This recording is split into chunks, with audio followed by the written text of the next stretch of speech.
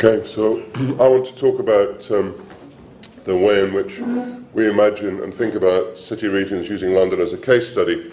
It seems to me that there are lots of tensions and questions that we have to frame these things in terms of thinking about how we understand global city regions. And some of them I'm just specifying here. Are they part of the nation states in which they find themselves, or are they better understood through their connections with wider networks? Where are they? Where are they located? If we do this, it's helpful, I think, thinking through London. That frames thinking about London, which was the metropolitan centre of an imperial project. So it's been global in a sense for a long time, but it's been a particular sort of global. It remains a capital city. Now that's unlike many other global cities. It is a capital city, and that's important. And at the same time, it's the centre of an extensive urban mega-region, which I'll spend a bit more of time talking about as we go on. And I think one of the things that's interesting is that some of the debates that take place around London at the moment suggest that it may be appropriate to think of it as a political territory somehow in its own right, positioned within a global network. And this is something that is often argued, I think, about global cities. So you have to think about it as its connections to elsewhere rather than its connections in the UK or in England. At the same time, people have begun to complain in the context of the UK about the extent to which London may actually be stunting development opportunities in the rest of the country. So what I then want to talk about is what it means. My question about where is the London city region is not just a trick question, but I think we start out with an understanding. We all know where it is. Everybody knows where London is. It's a great, big, heavy chunk of development. It's got a clear and material expression in the southeast of England. It has a significant suburban and ex-urban hinterland. It's a node of major transport networks. All the trains come in there. All the airlines go in there. It's got roads that run through it. You can't miss it. Its footprint is pretty obvious. The city region, or what I would think of as the city region, has a population of 20 million or more, depending on how you draw the boundaries, and that's an interesting question which I'll talk a little bit about. And the more narrowly defined metropolitan area, that is what's called Greater London, has a population of nearly 9 million, between 8 and 9 million. So I'm going to explore this under three main headings. I'm going to think about it in three main ways. First of all, I want to think about it in terms of the relationship between it being a global city and the local connections that are associated with that, looking at forms of connection and disconnection. Then I want to talk a little bit about the making up of a city region. How does a city region get constructed in this case? And I want to talk about the extension of the urban footprint. And then I want to try to locate the global city region in the national context, to think some of those things through. And I think London is interesting, but it also has echoes of other places. So let's think quickly then about what it means to talk about the local experience of London as a global city. And I think the focus on London as a global city and its role as a world city highlights very clearly the importance of its connections into wider networks of one sort or another. Just listing them becomes quite obvious, really, but it's linked into financial services network, advanced producer services, the networks around the cultural and creative industries, real estate networks. We keep being told about the importance of universities here, perhaps because too many of us work in them. But anyway, the extent to which the universities are part of global networks. And actually, funnily enough, I think it's even government and non-governmental networks it's at the centre of, both nationally but also in terms of global networks. You find they all run through London. And even actually, although manufacturing is not such a significant thing in the city region of London, nevertheless manufacturing is quite significant relative, the nature of the manufacturing linkages are quite significant, and the city region is the centre of whole sorts of international trade networks. So I think it's interesting to think that through, and to think about how from these perspectives, from this perspective, it's those connections which have come to define London to the extent that its relationship to the rest of the British economy and British society is almost vestigial and is often thought of as somehow secondary. Really, we're masters of the universe in London, and we stride the globe. We're not stuck with all these really boring connections to manufacturing in the north of England or anywhere else. But it seems to me that what I've listed really are a set of abstract relationships, listing them in abstract terms, networks, connections, and so on. But it seems what's interesting about this is the material effects they actually have within the city itself and the region that it helps to define. So you have to think about what it's like to live in the city. What's it like living in this city that we've identified? Now, it's important, I think, in that context to recognise again that London is a world city, but it's also the national capital. It's a diverse and multicultural city, which is a feature that is widely celebrated by local and even national politicians. It has a population, fewer than 50% of whom identify as white British. It's got a growing middle class population and workforce, but at the same time it's a deeply divided city. It's characterised by growing inequality. I mean, all of us know the literature around global cities. London is characterised by growing inequality. It's a place within which there are deep concentrations of poverty, one which relies on a low-paid and often migrant workforce to service an economy which is dominated by and defined through often highly paid and wealthy others. So that's actually, I think, something quite important about the nature of how world cities operate. You know, we're all global now, but some of us are more global than others, or at least some of us are global in different ways. So it seems to me that one of the things that we have to recognise in the case of London is that what you can see embedded there is what one might think of as globalised inequality in place. So there's a sharp disjunction between the urban elites who are connected, the connected urban elites, and the new migrants who have a rather different position in global networks and have the task of servicing the business operations of the elites as well as supporting their leisure and consumption activities. Although these different aspects are often written about, they're often thought about, we often think of them as somehow paradoxical. Isn't it strange that we've got wealth alongside poverty? Well, actually, I think it's quite important to understand that the two reinforce each other. There's a close relationship. They're not paradoxes. These actually, or they may be paradoxes, but they're not contradictions. These things live alongside each other and reinforce each other. It's an inherent part of the development process. As Doreen Massey puts it, London's poor and those without higher level skills are caught in the crossfire of the city's reinvention as a global financial centre. She wrote that in her book, World City. Now, you probably can't see this at all, but making up a city region, that's the next thing I want to just talk about briefly. One of the things that I think is interesting about the way in which we think about London is we often think about London at the core, but it's important to understand the extent to which London has a strong material identity that's generating an urban network, an urban space which stretches far beyond any existing institutional boundaries.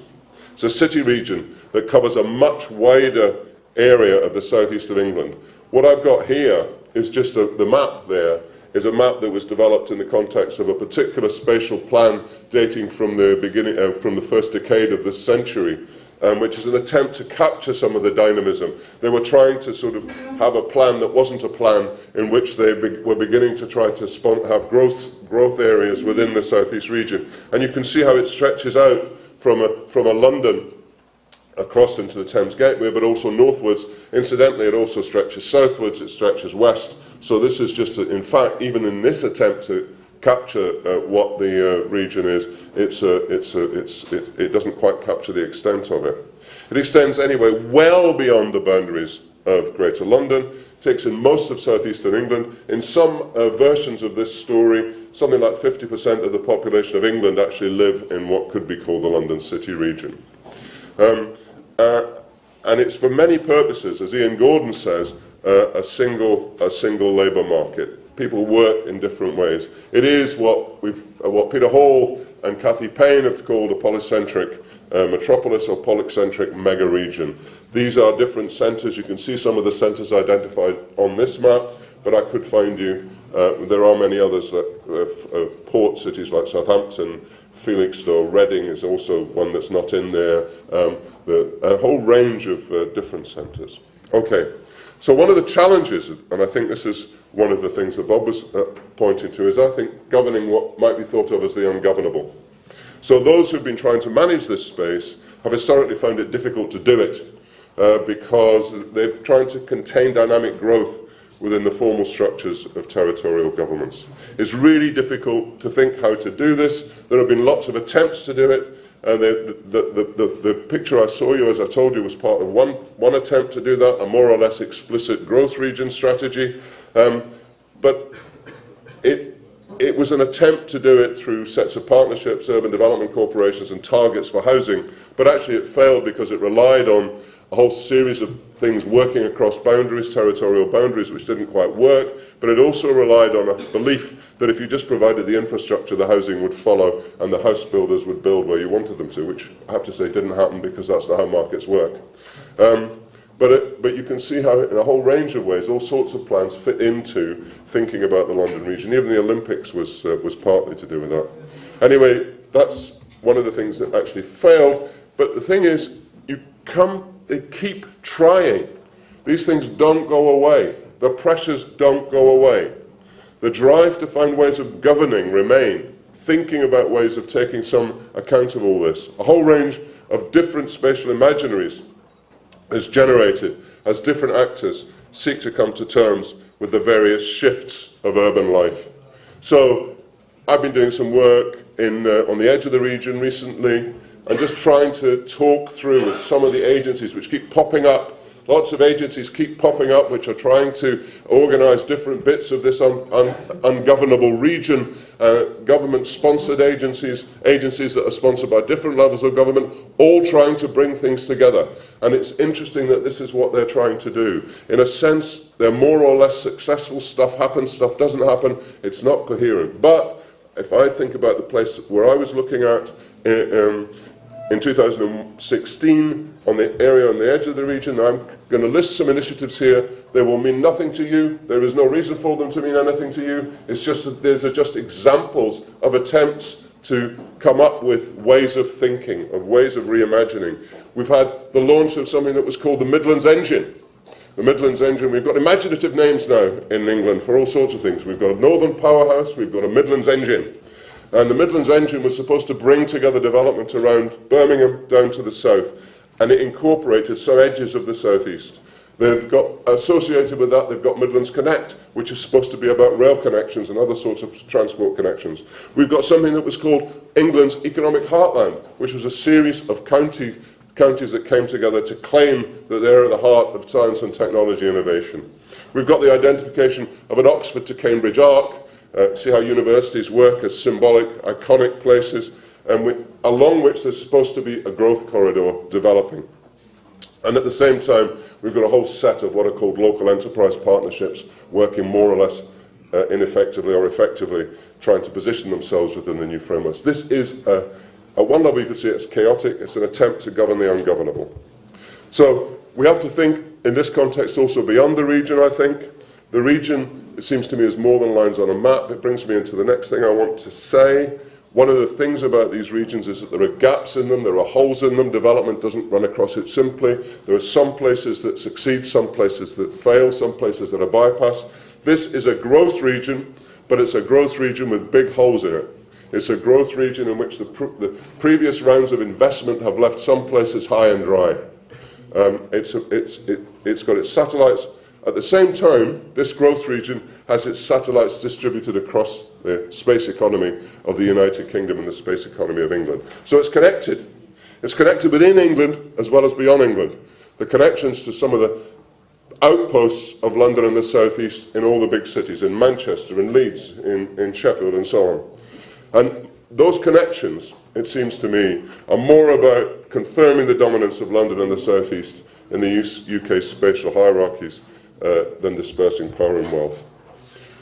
So it may be a global mega-region, but the sets of relations which it defines are connected to the rest of the UK through a whole range of spatial practices. Dorian Massey again notes the extent to which London's main export market is in fact the rest of the UK, even for the things that you think of as being globally traded like financial services. So there's a question about whether it's seen as a driver or a drain. You'll be surprised to know that London mayors universally think London is a driver of the UK economy and is a terribly good thing and should be encouraged in all sorts of ways. But others argue that the national economic policy is overly influenced by the state of the regional economy in London and the South East, which means that policy is often driven by the needs of that region rather than the country as a whole. So when it's overheating, you run it down in order to save other parts of which means that other parts of the country don't grow. In practice, there's been some discussions about rebalancing the UK economy, encouraging lots of different things, some of which I've mentioned, the Northern Powerhouse, the Midlands Engine. But actually, what's interesting is that the logics of development actually continue to reinforce the centrality of the Greater South Eastern policy practice. And you can see that in a whole lots of ways. So in one case, it's about even the obsession for affordable housing is driven by London. There's an obsession about affordable housing in London, which results in all sorts of policies. But you find that elsewhere, of course, there's not a problem about affordable housing, just that nobody wants to live there. So you'll find similarly that a lot of mega projects end up being done in London. So the 2012 Olympics, which were a huge mega project, justified in global terms, justified in national terms, but also associated with lots of infrastructural development, which reinforces the position of London in the southeast.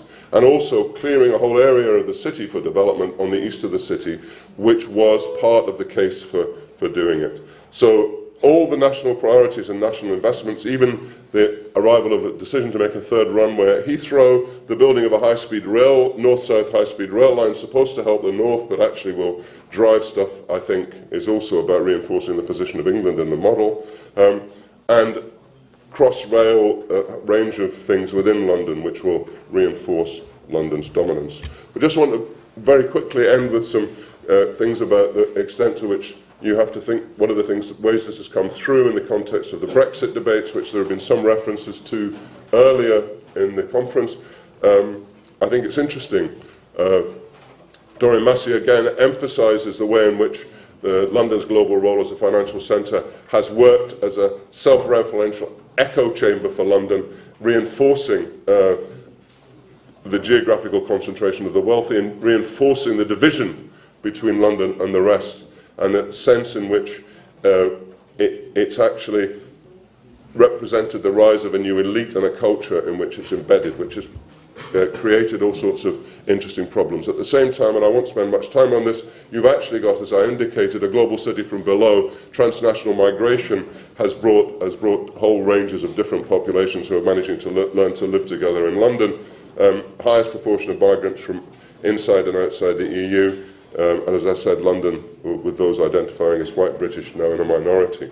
So it seems to me that those connections are not limited then to elite relationships. Global city is not just about the elites and so on. So the outcome of the vote on Brexit was definitely a reaction to some of the concerns identified by Massey and others. So this discussion of regions is not just an abstract question, but it's also important to recognise the way in which it's a more positive reflection of the emergence of forms of transnational and differently cosmopolitan than some national one.